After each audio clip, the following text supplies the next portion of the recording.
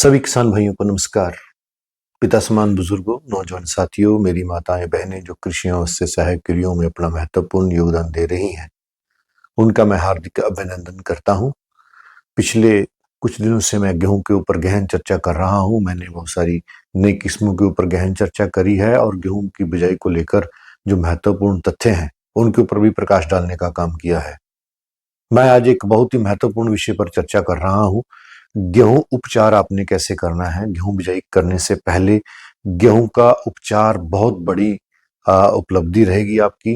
हमारी नींव है, अगर हमारी नींव मजबूत होगी तो हमारी फसल भी अच्छी होगी, हमारी इमारत अच्छी मजबूत बनेगी। अगर नींव हमारा कमजोर है तो आप समझ सकते हैं कि हमारा आने वाला भविष्य किस तरह का होगा। इस तरह से जो हमारा सीड ड्रेसिंग करनी है, गेहूं का बीज उपचार करना है, हमें अलग अलग बीमारियों से उसको बचाना है। जो सीड बोर्न डिसीज हैं, जो बीज जनित बीमारियां हैं और मिट्टी से लगने वाली बीमारियों से हम किस तरह से अपनी गेहूं की फसल को सुरक्षा कवच में ले जा सकते हैं। किसान भाइयों, सबसे पहले जब आपने गेहूं की बिजाई करनी है तो आपको ध्यान रहे कि कोई भी वैरायटी का बीज हो, चाहे वो पुरानी वैरायटी है चाहे वो नई वैरायटी है, बिना उपचारित किए आपने उसका बिजाई नहीं करना है। मैं यहाँ बता देना चाहता हूँ कि उपचार करने के हमारे को क्या क्या फायदे हैं। अगर हम बीज का उपचार कर रहे हैं तो हमारा जो जर्मिनेशन है वो पूरा 100% जर्मिनेशन आ जाता है। अगर आपके बीज की अंकुरण क्षमता 85% है, 90% है, 90% है, तो आपका जो बीज है वो 90% जर्मिनेट होगा अगर आपने सीड ट्रीटमेंट किया हुआ है। बीज उपचार करने से जो जर्मिनेशन है वो जल्दी होता है और जो सीडलिंग है वो पहले दिन से बहुत आगे चली जाती है,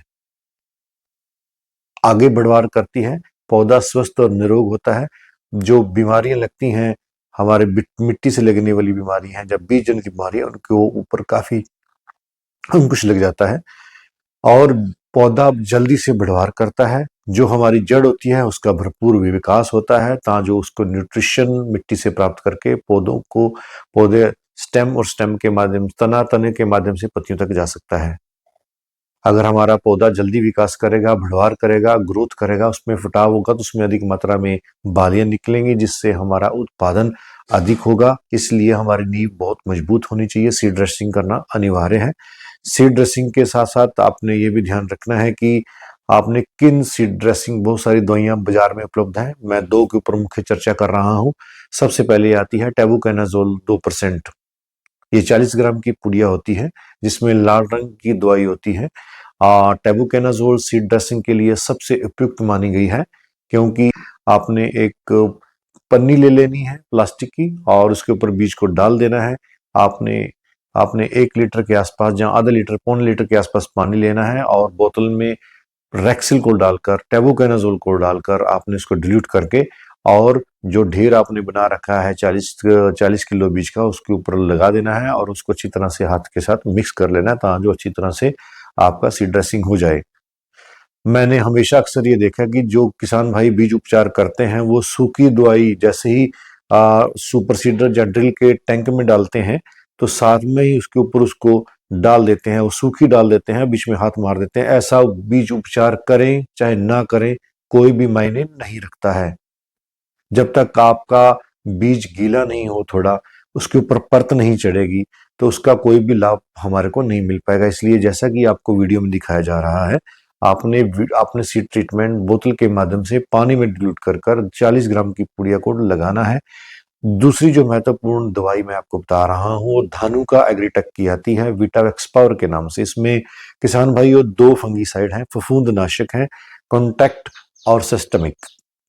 इसमें एक कार्बोक्सिन 37.5% है और थायराम 37.5%। 2 प्रकार के इसमें फंगीसाइड हैं जो हमारे बीज जनित बीमारियां, फाल्समट, लूसमट, हिंदी की बात करता हूं, करनाल बंट, कंग्यारी रोग, कंडुआ रोग, ये जितनी भी बीमारियां हैं, पत्ती का झुलसा रोग, ये जितनी भी बीमारियां हैं उनके ऊपर अंकुश लगाने में काफी लाभप्रद रहता है।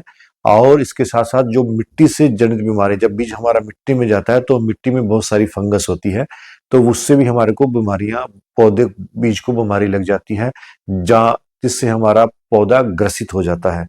तो जो विटावेक्स पावर है उसमें 2 तरह के फंगीसाइड दिए गए हैं। कार्बोक्सिन 37.5% और थैराम 37.5% दोनों 40 ग्राम की पुड़िया आपको मिलती है। आपने उसी तरह से ही इसको गेहूं में ट्रीटमेंट करना है, बीज उपचार करना है, जैसा कि वीडियो में दिखाया जा रहा है। हम अपना शुरू से लेके अब तक ऐसे ही बीज ट्रीटमेंट करते आ रहे हैं। हालांकि बाहर का जो रैक्सिल आता है वो लिक्विड फॉर्मुलेशन में आता है, लेकिन उसकी कॉस्ट काफी ज्यादा बढ़ जाती है। मैं किसान भाइयों को वो सिफारिश नहीं करूंगा। आपने अपनी पॉकेट देखनी है। मैंने जितने भी दो दवाइयां बताई हैं वो बहुत ही कम दाम पर मिल जाती हैं, अलग अलग वैरायटी कंपनियों की मिल जाती हैं। 40-50 रुपए की पुड़िया मिल जाती है। प्रति एकड़ बीज 40 किलो बीज में आपने इसको लगाना है। किसान भाइयों, ये दोनों जो वीटावैक्स पावर है, इसमें दो तरह के फंगिसाइड हैं। हमारी मिट्टी से लगने वाली फंगस की बीमारी, उसके ऊपर भी अंकुश लगाता है। और जो हमारी बीज जनित बीमारियां हैं, कंडुआ रोग, कंग्यारी रोग, करनाल बंट जैसी भयानक बीमारियां हैं, उनके ऊपर भी अंकुश लगाने में सहायक सिद्ध होता है। अगर हमारी नींव अच्छी होगी, अगर हमारे बीज का अंकुरण बढ़िया होगा, तो हम पहले दिन से आगे चल रहे हैं और हमारी जो फसल है वो बम्पर रिकॉर्ड देगी, आपको 30-32 क्विंटल तक का उत्पादन देने में सहायक सिद्ध होगी। इसलिए किसान भाइयों, मैंने ये छोटा सा वीडियो आपके साथ साझा किया है। बीज उपचार करना न भूले। गेहूं की बिजाई 3 नवंबर से लेके और 15 नवंबर के बीच में करें। अक्टूबर वाला पखवाड़ा किसान भाई छोड़ दें। कोशिश करें गेहूं की बिजाई जीरो टिलेज के माध्यम से ही करें। इसी के साथ मैं वार्ता को विराम देता हूं। जय जवान, जय किसान।